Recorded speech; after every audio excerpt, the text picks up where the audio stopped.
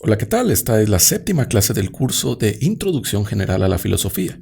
Y hoy comenzamos con un periodo importantísimo en la historia del pensamiento.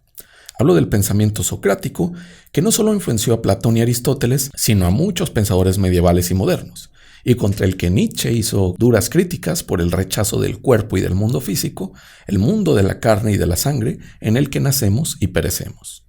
Comencemos pues por contextualizar un poco el inicio del pensamiento. Hay tres factores para entenderlo. El polémico papel que los filósofos tenían a raíz de las múltiples filosofías presocráticas, la democracia ateniense y la aparición de los sofistas. Como adelantamos en anteriores clases, los filósofos presocráticos que se preguntaban por el arjé y por el ser, por el elemento que constituye a la naturaleza y por la naturaleza misma, comenzaron a ser vistos de mala manera por tener pensamiento oscuro, extraño, ajeno y por presumir tener la verdad cuando las supuestas verdades eran contrarias y muchas veces contradictorias entre sí.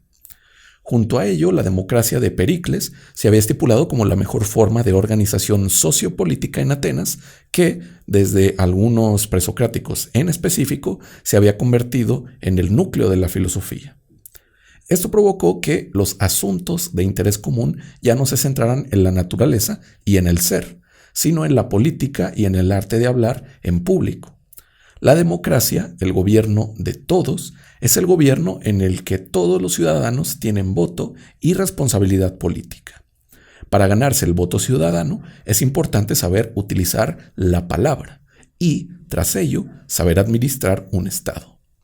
La demanda ateniense versaba entonces sobre aptitudes y capacidades de argumentación y de retórica, del arte de saber utilizar la palabra y el arte de la administración política. Los filósofos que para entonces no se centraban en el arte de usar la palabra quedaron relegados ante unos nuevos personajes, los cuales enseñaban a utilizar las palabras correctamente para convencer a un público específico y a administrar el hogar, la polis y el Estado. Estos personajes fueron los sofistas. Los sofistas eran maestros que, por una cantidad de dinero, enseñaban a sus alumnos el arte de hablar y de convencer, de hacer el argumento más débil el más fuerte y del más sólido el más inestable. Esto llevaba a un pensamiento propio detrás de sí, que la solidez o debilidad de un argumento no dependían de su verdad, sino de cómo sus palabras fueran usadas, de qué tanto el emisor del argumento sabía apelar a emociones y figuras retóricas que convencieran al público. Ello daba respuesta al por qué los filósofos presocráticos fallaban en sus propósitos de encontrar la verdad. No hay una única verdad, y por ello no hay un único mundo, sino tantas verdades y concepciones del mundo como humanos en la tierra. La verdad es entonces subjetiva.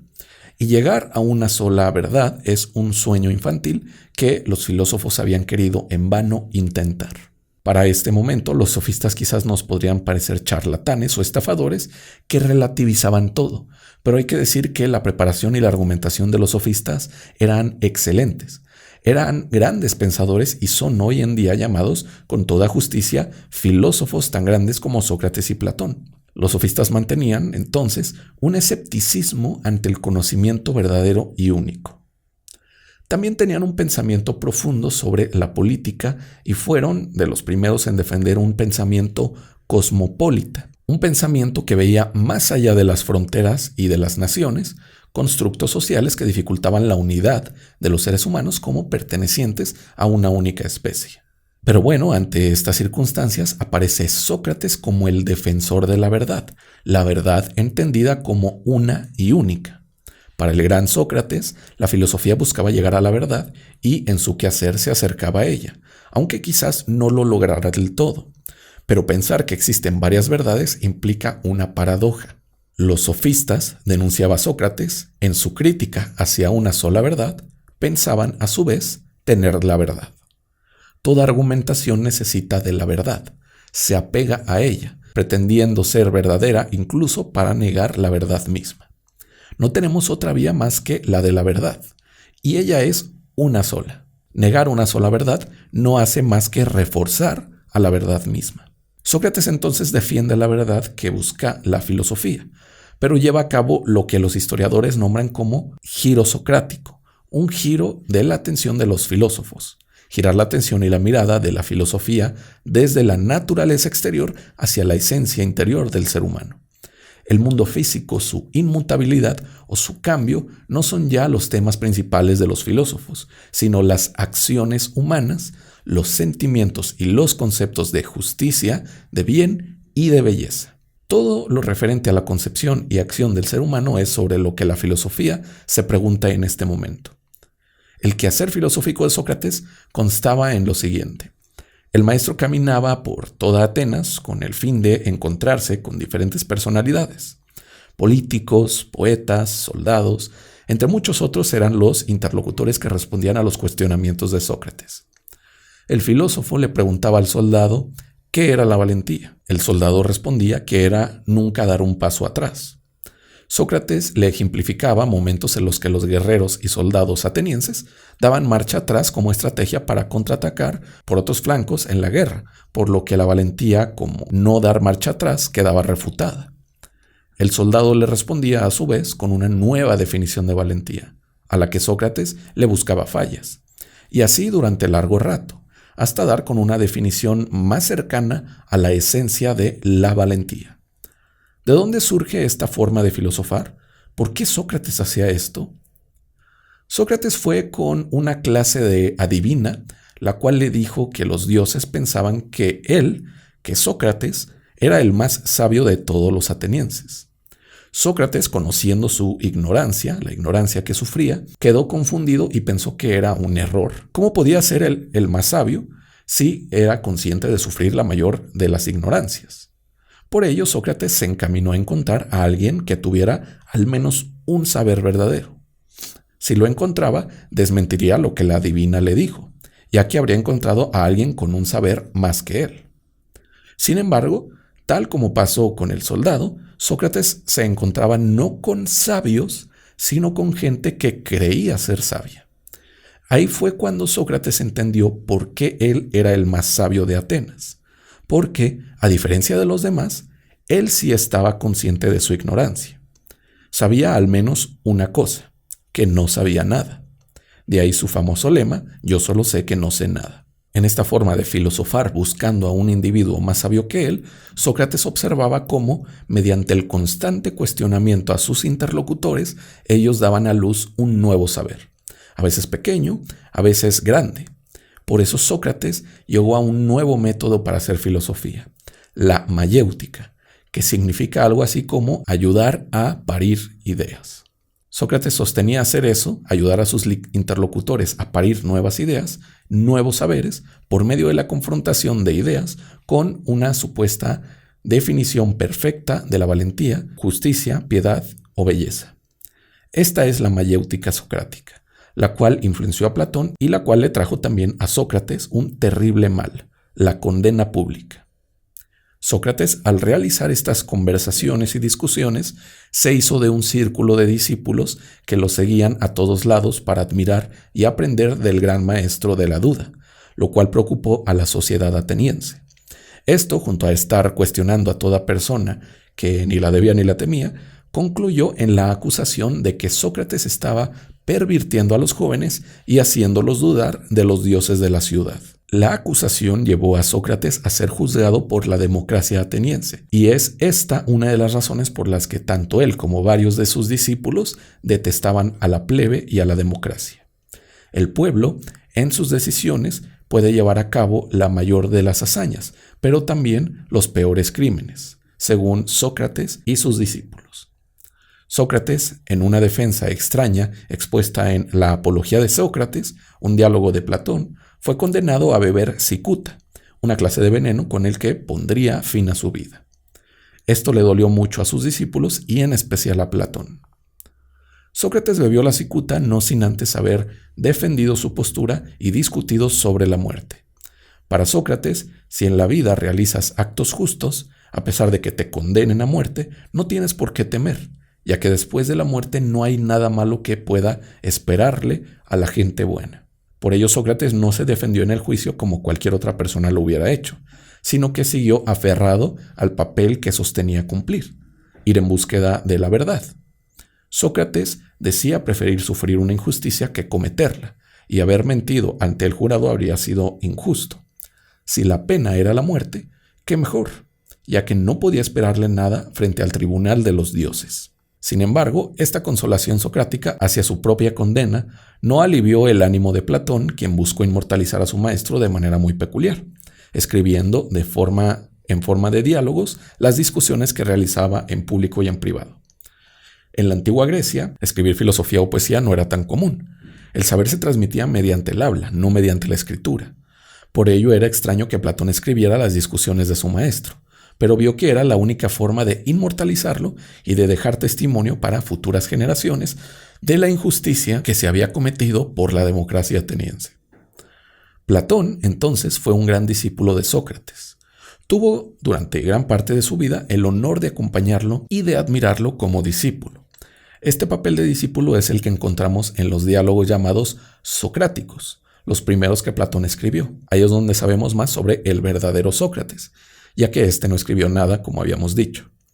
Pero en posteriores diálogos, Platón utilizó a Sócrates más como un personaje que transmitiera un nuevo pensamiento, que era el pensamiento platónico, que como el Sócrates histórico.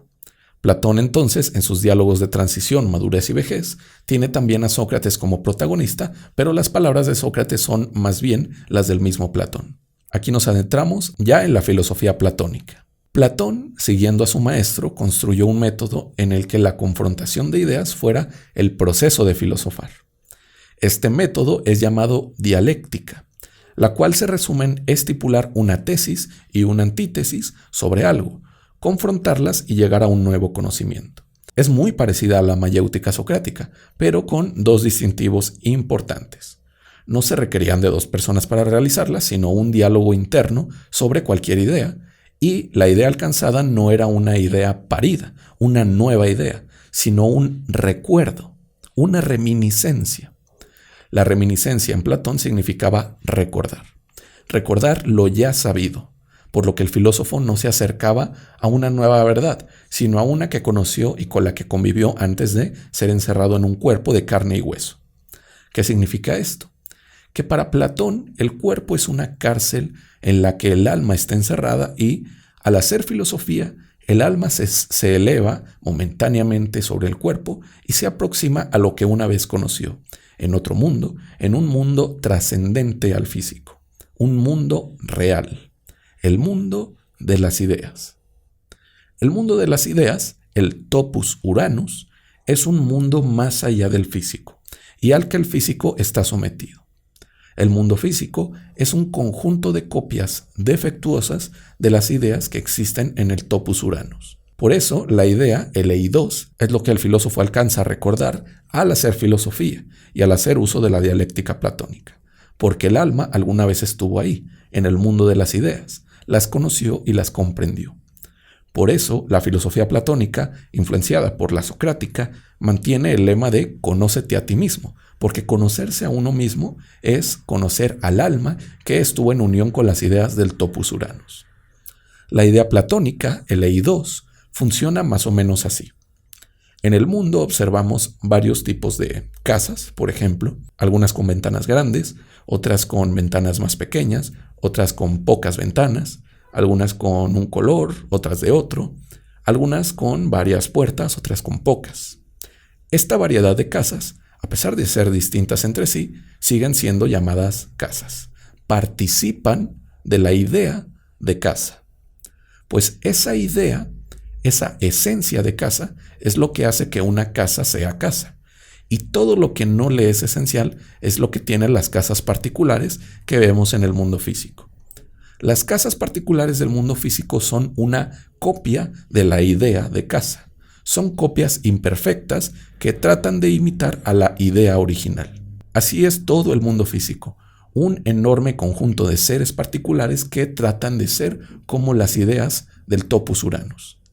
Sin embargo, las personas comunes y corrientes tienden a pensar y a caer en el error de que las cosas particulares son las reales, pero eso es solo una ilusión. Lo real es la idea. Todo lo físico perece, se destruye, tarde o temprano, pero la idea permanece. Por lo que conocer la idea y no las casas particulares es la tarea del filósofo. Espero que aquí logres ver la influencia que Parménides tuvo sobre Platón, el rechazo del mundo físico y material por un mundo ideal y trascendente, que solo alcanzamos por medio del ejercicio del pensamiento. Eso es lo que Platón hereda de la filosofía eleata. Conocer las ideas es descubrir que la realidad del mundo físico es ilusoria. Y esto lo ejemplifica Platón con la alegoría de la caverna, un relato mítico en el que unos hombres están atados en una cueva y la luz que llega a una de las paredes refleja las sombras de objetos exteriores. Los hombres atados solo pueden ver las sombras de los objetos del exterior, por lo que creen que la realidad son las sombras y no lo que está más allá de ellas. Sin embargo, uno de los hombres logra desatarse y salir de la caverna. Al salir, el hombre tiene una enorme dificultad para adecuar su pupila al exceso de luz del exterior, pero poco a poco va viendo con claridad al mundo real. Su tarea no solo es conocer ese mundo real, sino regresar con los otros hombres para desatarlos y animarlos a salir de la cueva.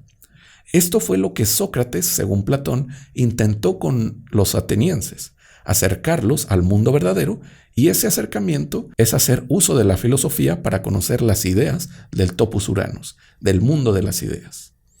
A muy grandes rasgos, esa es la teoría de las ideas de Platón, base de su filosofía. Ahora bien, hay que recordar que fue la democracia ateniense la que juzgó y condenó a Sócrates, por lo que Platón, en uno de sus textos más importantes, en La República, trata la forma de organización social y política que más conviene a cualquier ciudad, la cual, por obvias razones, no sería la democracia. Para Platón, los filósofos, al ser los que más se acercan a la verdad y a la idea de justicia, son los candidatos para llevar el mandato de una ciudad. Platón sostiene, pues, un estado ideal guiado por los filósofos, en donde la plebe, la gente, cuyo saber es reducido y por lo tanto su acercamiento a la idea de justicia es limitado, no tome decisiones tan importantes como el juicio de una persona. Platón, para difundir y hacer filosofía, formó su propia escuela, la Academia, en la cual se estudiaba y discutía sobre muchos temas. Y este proyecto de academia tenía entre sus propósitos formar a los jóvenes que en un futuro realizarían el estado ideal de los filósofos reyes. A esta academia entró un estagirita de mente brillante que cambió toda la historia del pensamiento, Aristóteles. Pero a él lo veremos en la siguiente clase. Lo que Sócrates y Platón dejaron a la historia de la filosofía son varias cosas. Por un lado, el concepto de las cosas como la unión de lo que los objetos del mundo son, el conjunto de características esenciales que debemos descubrir mediante la mayéutica o la dialéctica. Por otro lado, dos métodos filosóficos, la mayéutica y la dialéctica, que comparten como base la contraposición de ideas. Y hay muchas otras cosas de un pensamiento enorme que estamos resumiendo aquí de manera muy breve, pero que puedes encontrar completo en los diálogos de Platón. Veremos en la siguiente clase al gran Aristóteles, las críticas que hace a la filosofía platónica y el nuevo y original pensamiento que propone. Te dejo abajo unas lecturas sugeridas por si quieres profundizar en lo visto hasta hoy. Y si tienes alguna duda, no esperes y escríbeme al WhatsApp de Filosofía desde Cero, al cual tienes acceso por ser miembro de este proyecto. Nos vemos pues en la siguiente clase.